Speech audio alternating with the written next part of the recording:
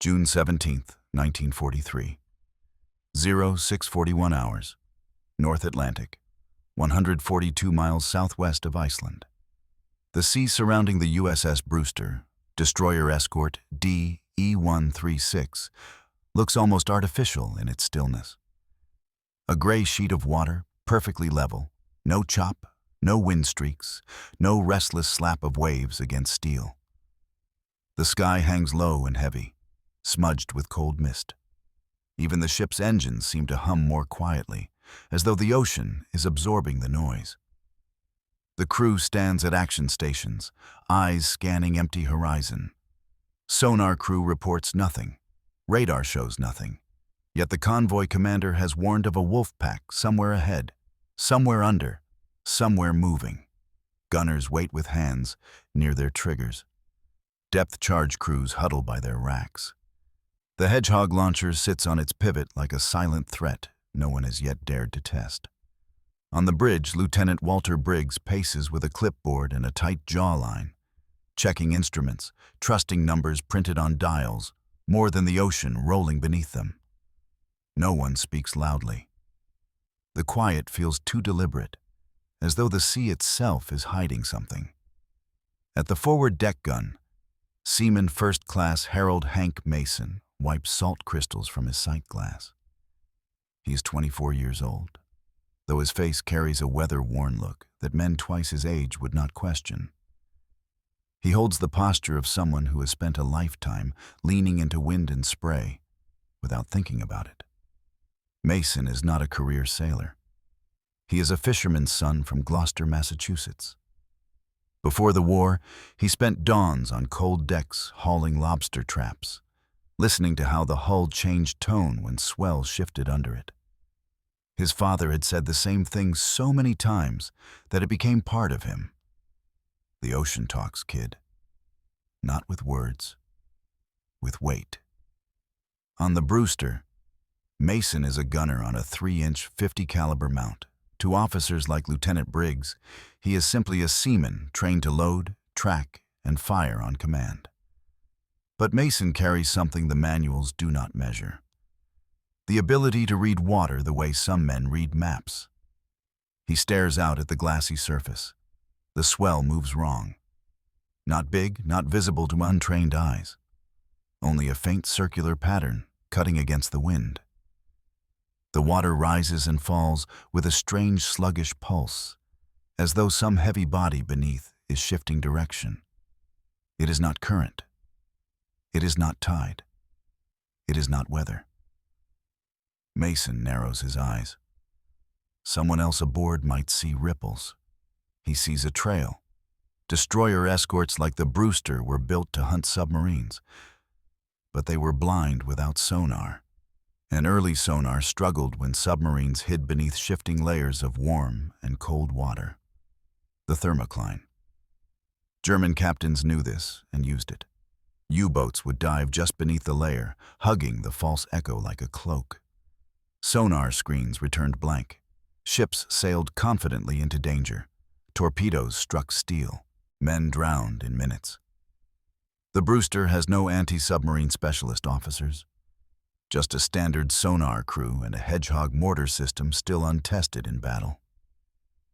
Doctrine demands one rule above all: do not fire unless sonar confirms a target. Ammunition is limited. Panic wastes shells. Logic must rule. Mason does not panic. He listens. He watches the surface again. There, another subtle swirl, a turn against prevailing wind direction. In Gloucester, that always meant one thing: something big moving below, taking water with it, pushing swells into circular drag patterns. On fishing boats, that meant a whale. Here, it means something else. He glances toward the sonar shack. Silence. The operators keep repeating the same line. No contacts. Clean sweep. Negative return. Mason keeps his hand on the firing lever, not because he wants to shoot, because the ocean is telling him something. Lieutenant Briggs strides across the bridge wing, eyes locked to instruments. Briggs trusts mathematics, orders, the manual, not feelings. His tone is crisp, absolute. The ocean doesn't lie. Machines don't make guesses. It is meant as reassurance, but the irony hangs heavy. Mason hears it differently. The ocean always speaks, but machines often miss what it says. Mason leans toward his immediate crew, voice low. There's something turning under us. Before anyone can respond, Briggs barks from above, sharp and immediate. Stand down, gunner. We fire on contact, not superstition. The command slices the air as decisively as a cut rope. Mason does not argue. He has never been a man of debates or raised voices. He simply keeps watching the water, waiting for another pulse. It rolls again, faint but rhythmic. A U-boat changing angle beneath them, turning to align itself, preparing to fire. Briggs signals the sonar crew again. They shake their heads. Still nothing. The lieutenant stands satisfied, trusting silence. Mason sees danger forming, slow and heavy, like an unseen tide. He cannot prove what he knows. Not yet. Not by radar or sonar or regulation. But he knows the weight. The ocean is speaking. The crew waits for instruments. Mason waits for the sea. Only one of them is right. 0705 hours. The sea remains unnaturally calm, as if holding its breath. The destroyer escorts in the convoy maintain their formation, engines rumbling at steady rhythm, cutting across flat Atlantic water. Nothing breaks the horizon. No periscope trails, no torpedo wakes. Yet something heavy lurks beneath this deceptive stillness. Harold Mason keeps his palm on the cold metal of the 3-inch 50 mount, not touching the elevation wheel, not moving a muscle, just listening through steel. Years on fishing boats taught him that the hull talks too, vibration revealing submarines long before machines notice. Sonar officers still call out the same phrase over and over. No contacts, negative sweep. Lieutenant Briggs speaks loudly enough for the deck crew to hear, his confidence unmistakable. If sonar does not see it, it is not there. Mason hears a different rule echo from his father. If the sea moves wrong, something is moving it. He takes a breath and studies the surface again. This time he watches the faint swirl longer, following its rotation, counting the rhythm. He lifts his wristwatch and tracks seconds instinctively, not for timekeeping, but for pulse patterns. 3 seconds between rolls. 3 seconds again. Too slow for wind chop. Too rhythmic for tide. A displaced wake traveling upward. A submerged hull is turning. He speaks quietly to his loader, Seaman Russell Boyd. She's turning broadside. Boyd frowns. Who? We don't have contact. Mason's reply is flat, certain. U-boat. She's lining up. Before Boyd can answer, Briggs leans over the bridge wing railing. Deck gunner. Eyes forward, not storytelling. Mason nods but does not apologize. He scans the surface again and notices something new. The swirl widens, forming a crescent shape before fading. This is not just a turn, it is a full rotation. The submarine is adjusting course to intercept. A Type 7 U-boat needs to angle itself before releasing torpedoes. Mason knows nothing of German engineering on paper, but he knows how a heavy hull slides through water.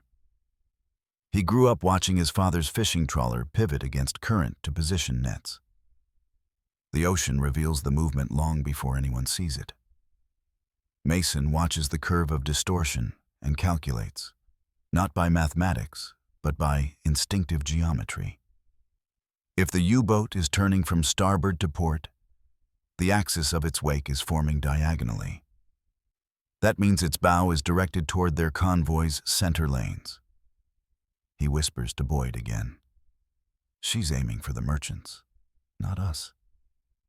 In the sonar shack, The crew adjusts dials, frustrated. Early sonar cannot penetrate the cold, warm layering deep below. The thermocline scatters sound waves. They bounce back at the wrong depth, or not at all. The U-boat is hiding beneath the ocean's invisible mirror. Mason's jaw tightens. If they wait for sonar, they will wait too late. He checks the 3-inch gun's elevation wheel. Under standard doctrine, surface guns aim flat, direct, meant to hit exposed targets, not invisible ones. Naval training teaches, aim low, skim trajectory, strike hull at surface. But Mason's father did not hunt submarines. He hunted fish bigger than boats. He once speared a giant tuna by throwing the harpoon high, letting it plunge downward at an angle. A shallow throw would have skimmed and missed. A steep throw drove through water. Depth by momentum. Mason grips the elevation wheel. His eyes track the swirl distance ahead of the bow, 80, maybe 90 yards. He does not calculate range with instruments. He calculates with how the ocean is pulling around an unseen shape. The U-boat is almost directly under the forward arc. He remembers his father's words as clearly as if he were standing there. Throw high when you want it deep. Naval gunnery manuals disagree. Regulation restricts elevation angles above 40 degrees for surface targets. Anything steeper wastes shell velocity. Anything steeper is considered a wrong shot. Mason rotates the wheel anyway. 41 degrees, 42, 43 degrees. Boyd stiffens. Hank, that's too high. Mason answers with a low whisper. Not for what's below. Lieutenant Briggs sees the movement and barks instantly. Cease adjustment. Do not elevate beyond regulation. Mason freezes, but does not lower the wheel. Briggs storms from the bridge ladder onto the deck, boots striking steel. He stops at the gun mount, glaring at Mason. Shells are not toys, Seaman. You fire only when sonar has a target. Mason meets his eyes, quiet, steady. Sir, something is turning under us. Briggs lifts his chin toward the horizon. Show me what you see. Mason gestures, not grand, not dramatic, just a fingertip pointing at faint swirl against smooth sea.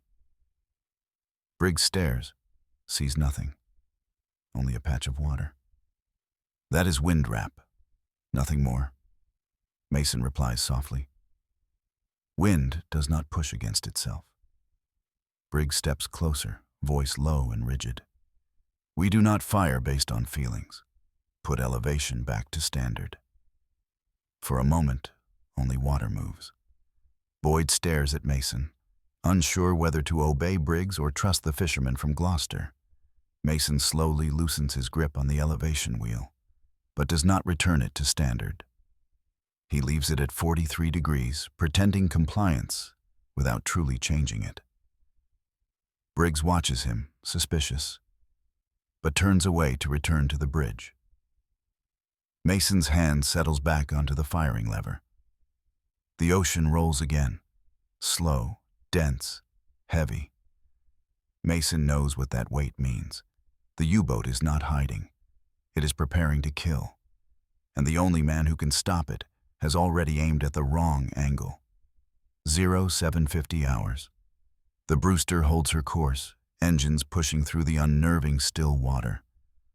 The sky has begun to brighten, a pale silver haze stretching across the horizon. Nothing breaks the stillness. No ships are under attack. No alarms have sounded. Yet Harold Mason keeps his hand near the trigger, as if death were already rising beneath them.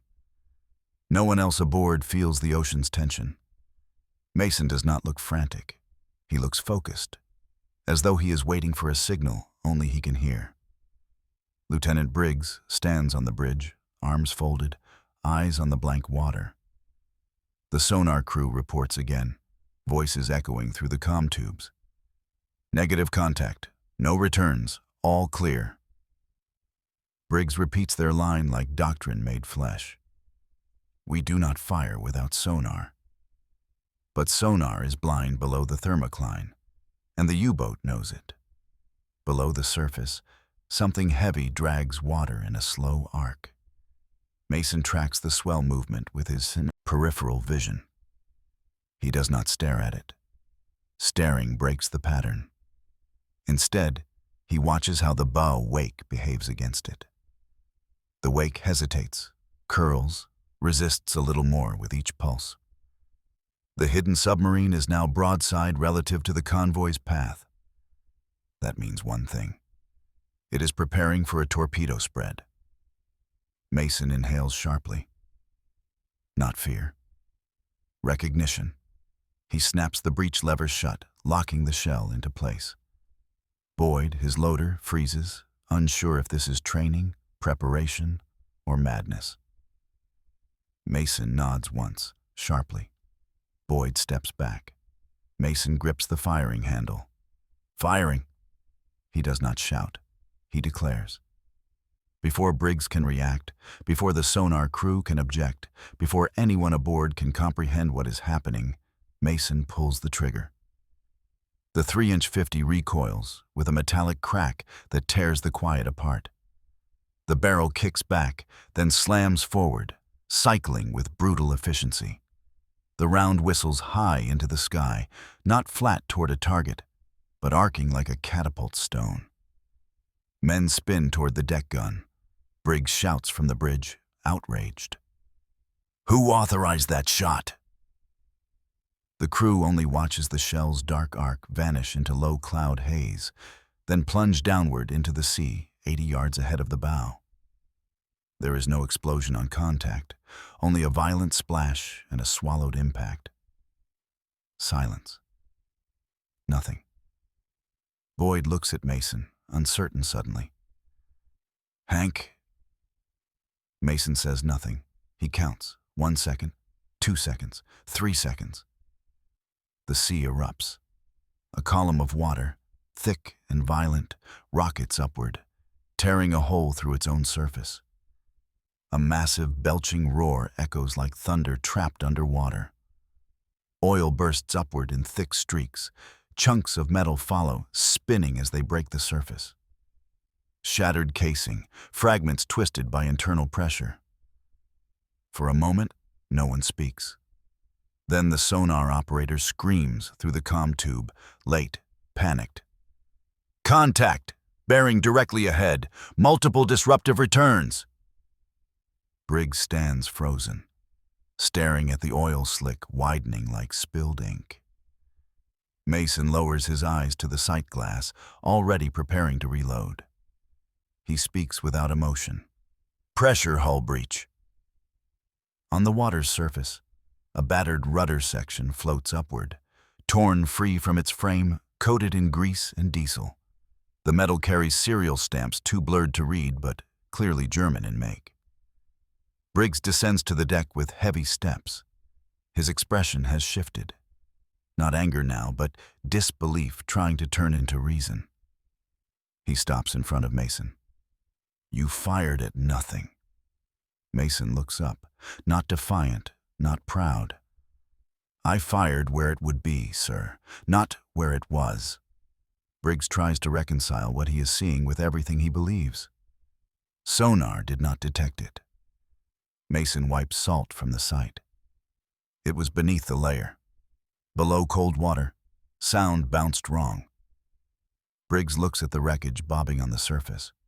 The oil spill widens, dark and undeniable. He cannot deny the kill. But he refuses to accept the method. "You took a reckless shot, a lucky detonation." Mason shakes his head. Not disrespectful, just factual. "Sir, a lucky shot does not curve the sea."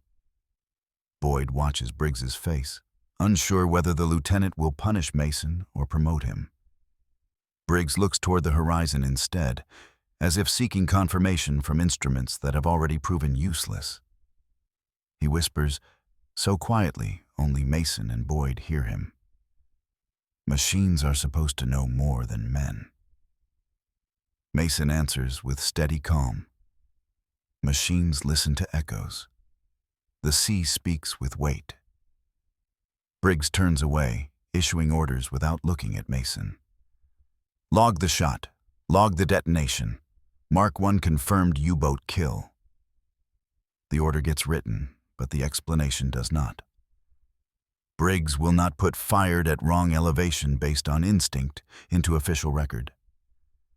The crew gathers around the gun, not cheering, not celebrating, but studying Mason the way men study storms. Mason does not bask in attention. He reloads. He resets the elevation wheel to neutral. He acts as if nothing extraordinary has happened. He knows this is not luck. It is knowledge learned from tides, swells, and whales. Knowledge born on fishing decks, not Navy classrooms. The ocean talks. He listens. And today, one submarine died because of it. 08:20 hours. The sea has returned to its eerie calm, as if nothing violent ever ruptured its surface. Only the widening slick of diesel oil tells the truth. A dark smear stretching like bruised skin across gray water. Pieces of metal still bob near the Brewster's bow, twisting lazily on the swell. The convoy continues forward, unaware of how close its death passed beneath it. No merchant captain sees the oil. No skipper sees the floating debris. On the radio, there is no alert or celebration. Just static, reports, routine. Only the Brewster knows a hunter is drowned beneath their keel.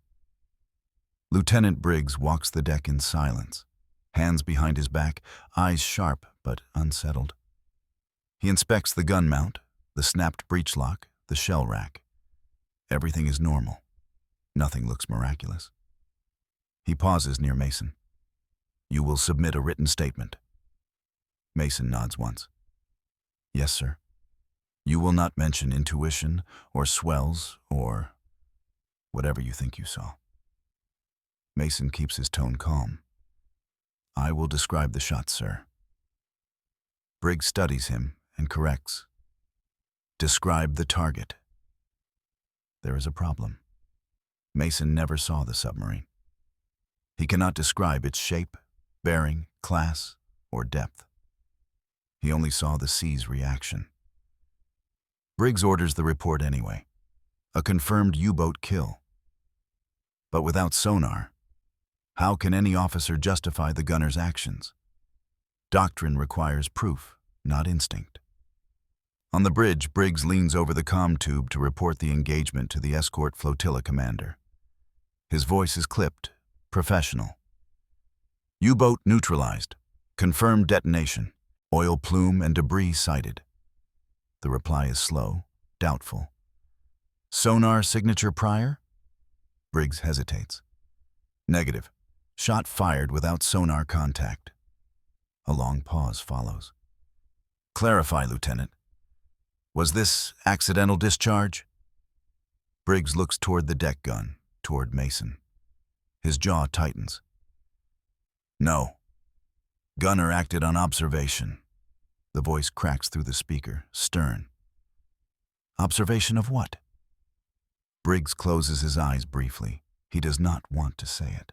He does not want to admit a fisherman's instinct replaced Navy protocol. Observation of water movement. The reply arrives colder than the ocean wind. Doctrine forbids blind fire. Bring gunner to review upon return. Briggs rests his palms on the chart table. He has no argument. He cannot defend Mason without contradicting regulations. And yet, a submarine is dead, and the convoy is safe. He turns to his helmsman. Maintain course. Resume standard patrol pattern.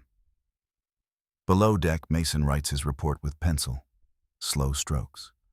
He describes the elevation, shell type, angle, time delay before underwater detonation. He uses no poetic phrasing, no metaphor, no mention of feeling the sea. He writes exactly what happened. Shell fired at 43 degrees elevation, impact 80 yards forward. Underwater detonation after delay. He stops before the line labeled Target Visual Confirmation. He leaves it blank. Boyd sits nearby, still processing what happened. Hank, do you think they'll call it luck? Mason folds the report. Luck does not leave a slick that wide. Later, Briggs reviews the paper. It is clean, too clean. It does not explain what he wants explained. You omitted how you knew. Mason replies evenly. There was no regulation for how I knew. Briggs considers this. Doctrine does not include fishermen. Doctrine expects sonar. Doctrine expects proof before violence. But war does not wait for proof. He speaks softly, more to himself than to Mason. If we train men only to follow machines, what happens when the machines fail? Mason does not answer. He does not need to. The Brewster resumes its watch, cutting through flat water. Hours pass with no sign of danger, no return signal from the depths. Whatever lay beneath them is gone, destroyed, crushed by pressure and percussion. But crew talk spreads quickly. Men gather silently near Mason at mess, sitting elbow to elbow without speaking, curiosity turning into quiet respect. A few gesture the slightest nod, as if acknowledging something they cannot name. Others whisper skepticism. He guessed. He got lucky. No one fires at nothing. But none of them can explain the oil. None can deny the debris tangling against the hull. Boyd finally speaks at dinner, muttering through a mouthful of potatoes. You know what's funny? Mason glances up. If Sonar had seen anything, nobody would question it. Mason answers without looking away from his tray. Sonar didn't save the convoy today. Briggs enters the mess hall, overhearing the line. He says nothing. He simply sits, eating his ration quietly, absorbing the unavoidable truth. The Navy insists on proof, but war demands results. After sunset, Briggs calls Mason to the bridge again. The ship's lights are dim, red for night discipline. Only the moon reflects across the water, turning the slick into a silver scar. Briggs speaks with an expression Mason has never seen on him. Respect mixed with unease. You may have invented a tactic today, Seaman Mason. Mason stares at the horizon. I just fired where the weight was. Briggs shakes his head. No, you fired at nothing and killed something we could not find. He pauses, then adds quietly, Command will not like this. Mason answers with the same calm he held at the gun sight. The ocean does not care what they like. Briggs exhales slowly. Doctrine demands certainty. Instinct demands action. War demands both. And only one of them killed a U-boat today. July 2nd, 1943. The Brewster moors at Hvalfjordur, Iceland. The wind whips hard through the fjord, ripping spray off the water like shrapnel. The convoy continues east without them. The destroyer escort remains behind for a reason no one aboard welcomes. A review board. 3 officers from the North Atlantic escort command board the ship with clipboards, leather gloves, and the kind of crisp uniforms that do not belong at sea. They represent doctrine, regulation, and paperwork. They are here to judge the kill of U-boat 134. Not to celebrate it, to question it. Seaman Harold Mason is ordered to remain on deck, waiting until called. He stands beside the 3-inch gun, hands folded behind his back, posture as steady as if he were on a fishing dock back home. He does not pace. He does not fidget. He simply waits. Lieutenant Briggs meets the officers in the wardroom. His voice remains formal, restrained, stripped of the authority he carries on the bridge.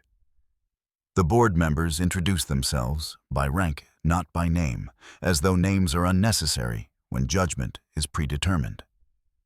Commander Alistair Judson leads the questioning. He reviews the report, frowning as though reading something absurd. No sonar contact, no visual confirmation, no radar trace, He taps the page. Yet you claim one U-boat destroyed. Briggs answers steadily. There was debris, oil slick, and a pressure hull fragment. Judson nods sharply. After the fact, the issue is the shot. He holds up the report like evidence in a trial. Why was it fired without target confirmation? Briggs glances downward. He knows the honest answer cannot be spoken aloud, because the gunner felt the swell. He replies instead. The gunner perceived movement inconsistent with normal sea conditions. Judson's eyebrow lifts with slow disdain. Perceived. This is a warship. Lieutenant, not a clairvoyant trawler. Briggs straightens but does not argue. He feels the board pushing him toward the word luck. A kill explained by chance is easier to file, easier to dismiss, easier to bury. The officers request to inspect the gun. Mason is summoned. He walks with neutral expression, salutes once, then stands silent while they circle him like men examining an artifact instead of a sailor. Judson faces him, voice firm. Seaman Mason, explain how you determined the presence of a submerged vessel. Mason answers without embellishment. The sea was moving wrong, sir. Another officer, Lieutenant Commander Reeves, scoffs lightly. Define wrong in naval terms. Mason replies with the simplicity of truth. Swells moved against the wind. Circular pull beneath the bow. Pulse patterns 3 seconds apart. Judson cuts him off. You tracked time without instruments? Mason nods. By feel, sir. The board members exchange looks. They were expecting ignorance, not detail. Reeves attempts to corner him. So you believed you could detect a submarine deeper than our sonar by intuition? Mason's voice remains level. Not intuition. Weight. The ocean's weight. Judson presses harder. And based on this weight, you chose an elevation of 43 degrees? Mason answers plainly. Yes, sir. Reeves flips open a firing manual, reads aloud. Surface gunnery must not exceed 40 degrees for non-aerial targets. He looks up, triumphant. Your elevation violated regulation. Mason does not blink. A flat shot hits only what is above water, sir. There is no arrogance in his tone, only fact. Judson steps closer, studying Mason like a specimen. Why 43 degrees? Mason pauses briefly. Because the shell needed to descend, not skim. Reeves interrupts again. You fired a surface gun as a plunging weapon. Mason nods once. Yes. The board goes silent. The explanation is too clear to dismiss as luck, yet too unorthodox to validate.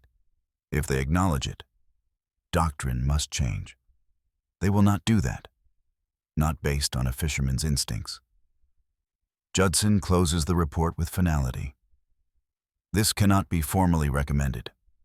We cannot authorize gunners to fire at nothing based on sea weight. Mason listens to his fate being written. He does not show fear or anger. Briggs, standing beside him, finally speaks.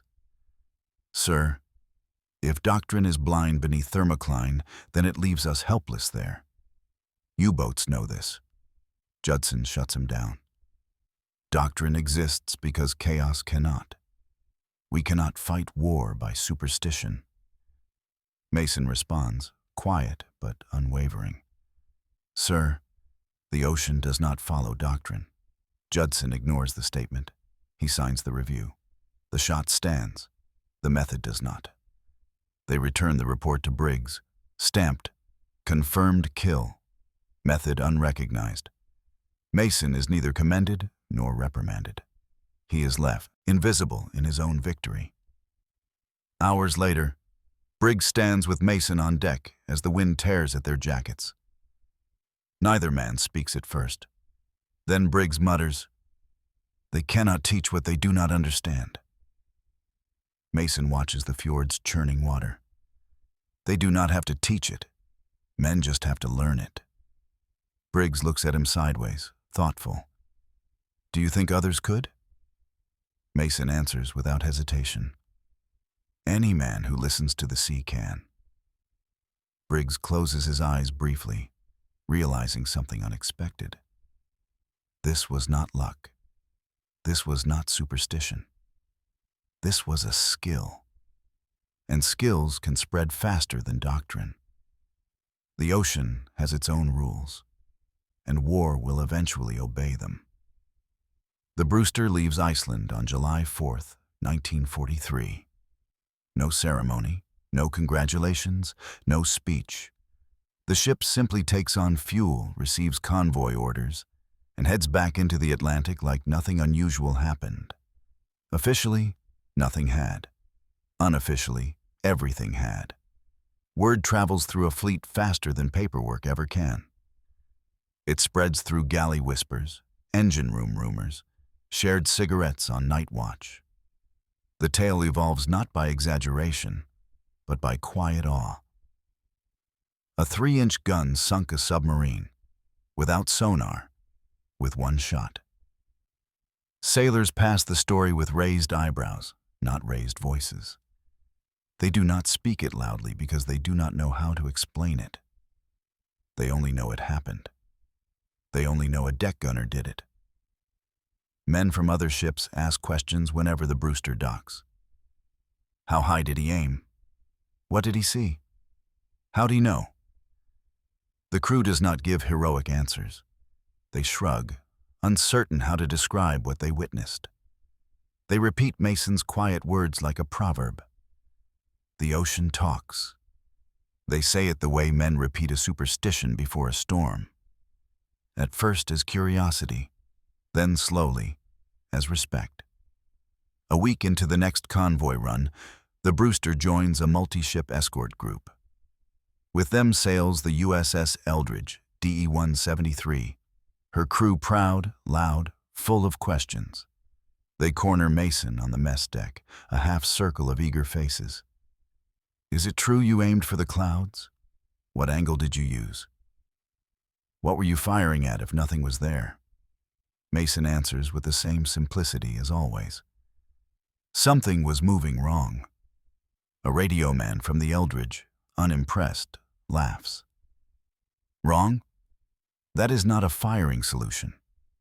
Mason just nods. It was for me. The radio man scoffs. Sailors around him do not laugh. They have heard the rumors. They want truth more than mockery. One of them asks again, How could you tell? Mason sets down his tin mug. He presses his thumb against the metal table. Feel the pulse. He drums lightly. 2 taps, a pause, 2 taps again. When something big moves under you, water shifts, not waves, weight. The sailors listen as though hearing a language they did not know existed. They are not convinced. They are not dismissive. They are curious. That is how change begins aboard ships. Slow curiosity, not instant belief. Lieutenant Briggs watches from the doorway. He sees every face leaning in. He sees how men respond to truth told in plain language, no ego attached. He does not interrupt. He understands something the review board could not. Intimidation silences nothing. It only forces knowledge underground. That night, Briggs calls Mason to the bridge. He stands before the chart table, maps spread wide, marked with convoy routes, wolfpack sightings, and thermal layers. He gestures Mason closer. Explain it to me again, he says, without the authority of rank. More like a student. Mason leans over the map. The Germans hide under the thermocline. Early sonar bounces wrong there. It thinks the ocean is deeper than it is. Briggs nods. Then how did you know where to fire? Mason moves his hand in a slow arc across the chart. A boat turning leaves a swirl. It pulls water sideways, slow, not fast, like dragging a net through mud. He raises his hand, mimicking a shell arc.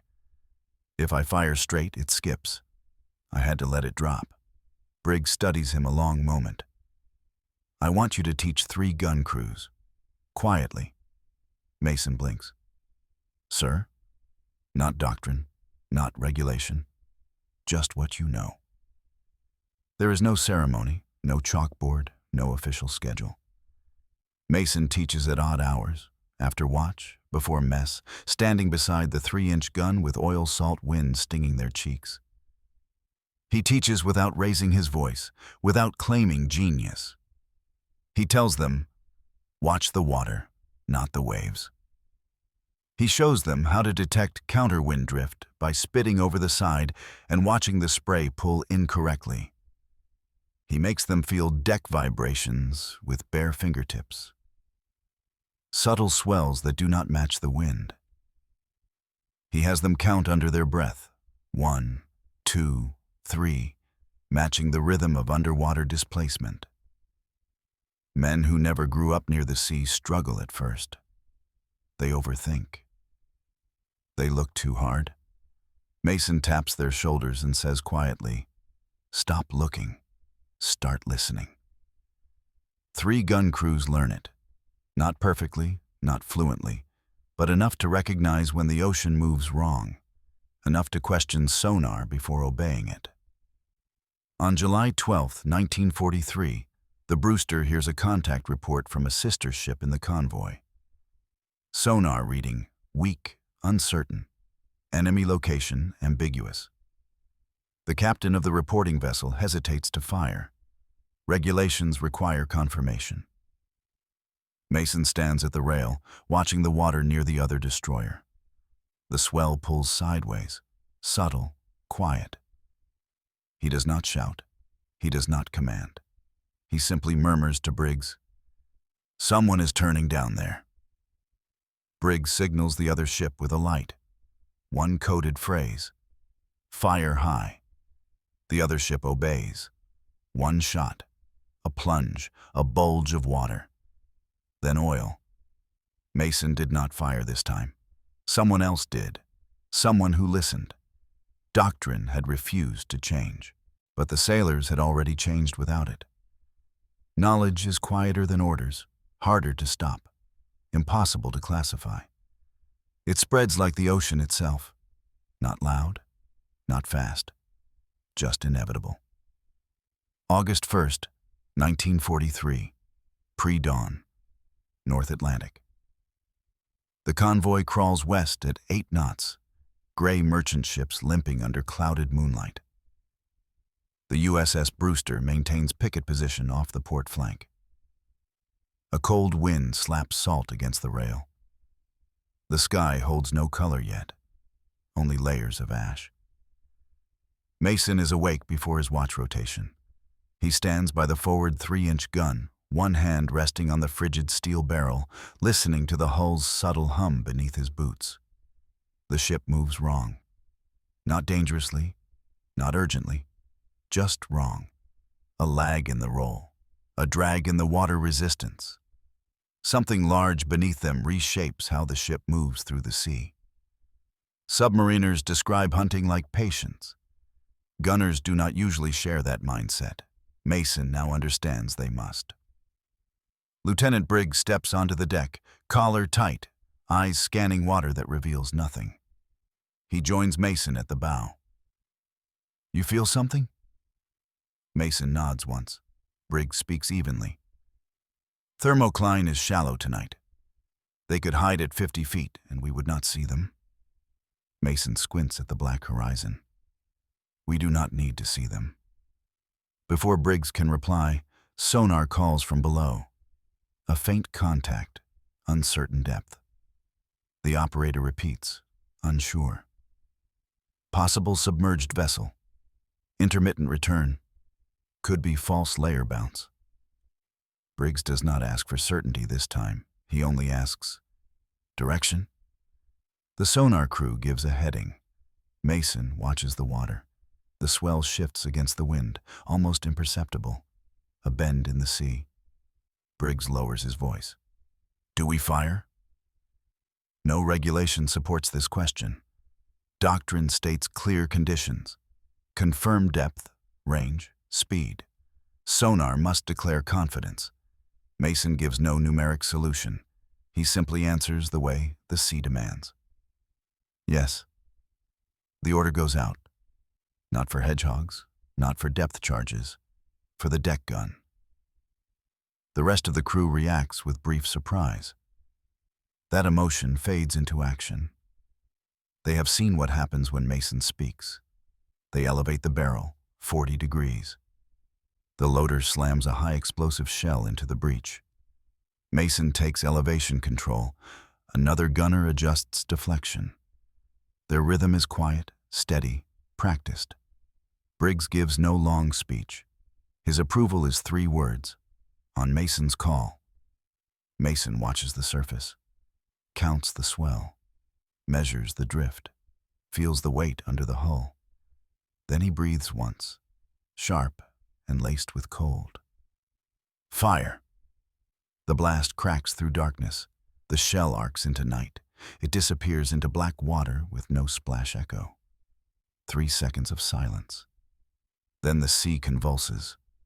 A harsh eruption, less dramatic than the Iceland strike, more violent, closer. Oil slick surfaces in threads. Rising air bubbles shimmer across the wake. And then sonar receives the contact clearly. Not faint, not ambiguous, an unmistakable hull fracture. This time, the crew does not cheer. They say nothing.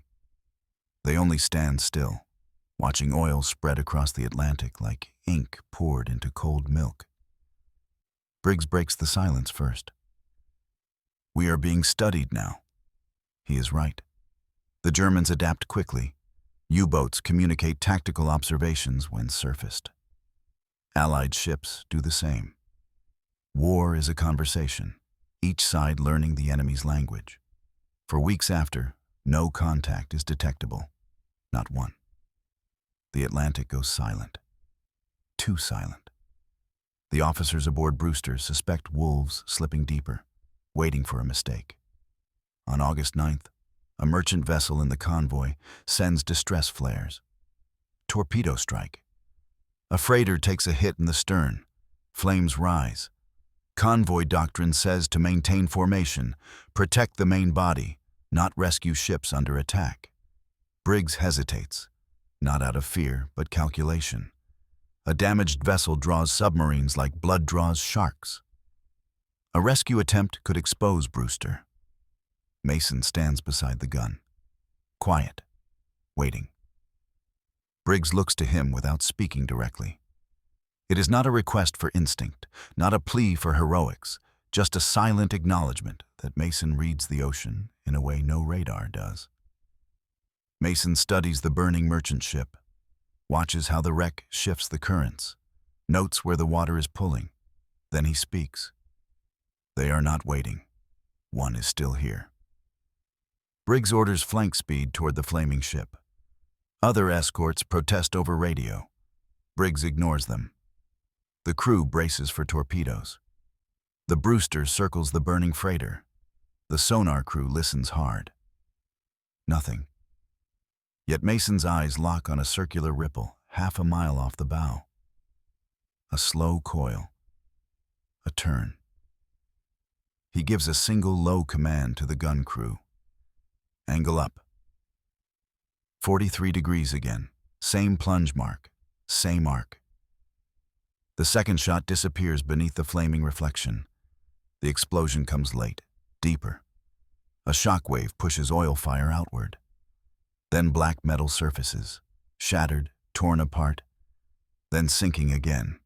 U-boats never surface after a fatal hull break. They go down heavy. The escort group falls silent across the radios. Then a distant captain mutters over the line, "Who is your gunner?" No answer is given. Briggs refuses to say Mason's name. Not yet. Not until doctrine catches up to truth. Not until sailors are protected from punishment for being right too early. That night, Briggs writes a report unlike any before. He does not explain angles with mathematics. He does not describe instinct as guesswork. He frames plunge fire as repeatable, observable science. He ends the report with a single proposition. The ocean communicates before sonar can. Gunnery must listen. The future of anti-submarine warfare now hinges on one question. Will the Navy listen? Autumn 1943. Naval Headquarters, Washington, D.C. The Battle of the Atlantic has shifted. Convoys report kills without solid sonar readings. Deck guns, not depth charges, are credited for 3 U-boat losses in 2 months.